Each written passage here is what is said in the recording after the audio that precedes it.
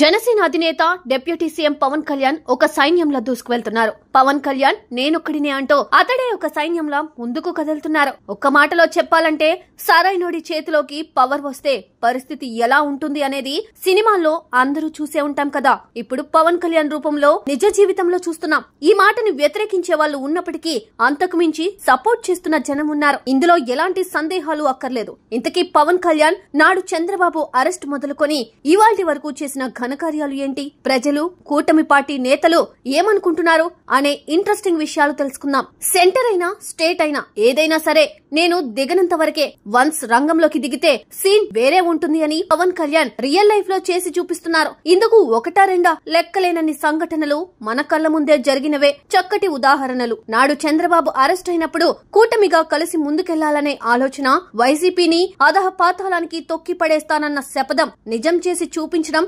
అనుకున్నట్టుగానే టీడీపీ కూటమి అధికారంలోకి రావడం, ఇవన్నీ ఒక మిరాకిల్ అంతే. ఇందులో పవన్ పాత్ర చాలా కీలకమైనది. అందుకేనేమో పవన్ అంటే గాలి కాదు, ఆయన ఒక తుఫాన్ అని ప్రధాని నరేంద్ర మోదీ లాంటి పెద్ద మనిషి నోట వచ్చింది. ఇలాంటి మాటలు మోదీ నోట రావడం అంటే మామూలు విషయం కానే కాదు. పవన్ కళ్యాణ్ రంగంలోకి దిగితే ఏదైనా, అది ఎంత పెద్ద సమస్య అయినా సరే దెబ్బకు సెట్ అవ్వాల్సిందే.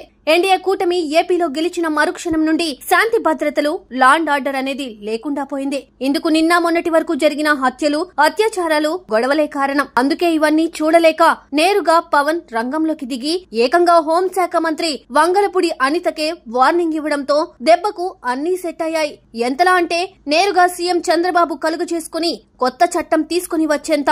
అంతకు మించి నేనే రంగంలోకి దిగి పోలీసు వ్యవస్థను నెల రోజుల్లో ప్రక్షాళన చేస్తానని ముఖ్యమంత్రి అనేంతలా పవన్ చేశారు. ఇందులో వేరేగా ఆలోచించడానికి ఏమీ లేదు. మంచి జరిగితే మెచ్చుకోవాల్సిందే. పవన్ ఎప్పుడైతే తాను హోంశాఖ తీసుకుంటే పరిస్థితి మరోలా ఉంటుందని ఒకే ఒక్క మాట చెప్పడంతో ఇప్పుడు నేరస్తుల అరెస్టులు జరుగుతున్నాయి. అంతకు మించి ఎక్కడా చూసినా డ్రోన్లు ఎగురుతూనే ఉన్నాయి. ముఖ్యంగా నాడు సోషల్ మీడియా వేదికగా విర్రవీగి ప్రవర్తించిన వైసీపీ కార్యకర్తలను అరెస్ట్ చేసి మరోసారి ఇలాంటి ప్రయత్నం చేయాలంటే భయపడిపోయేలా చేసింది పవన్ కళ్యాణ్ అంతే. దీనికి తోడు ఎవరైతే అలసత్వం వహించకుండా ఆ అధికారులు సైతం అడ్రస్ లేకుండా పోతున్నారు. కులం, మతం, కుటుంబం, మన తన లేకుండా బొక్కలో వేసి బొక్కలెరగొడుతున్నారు పోలీసులు.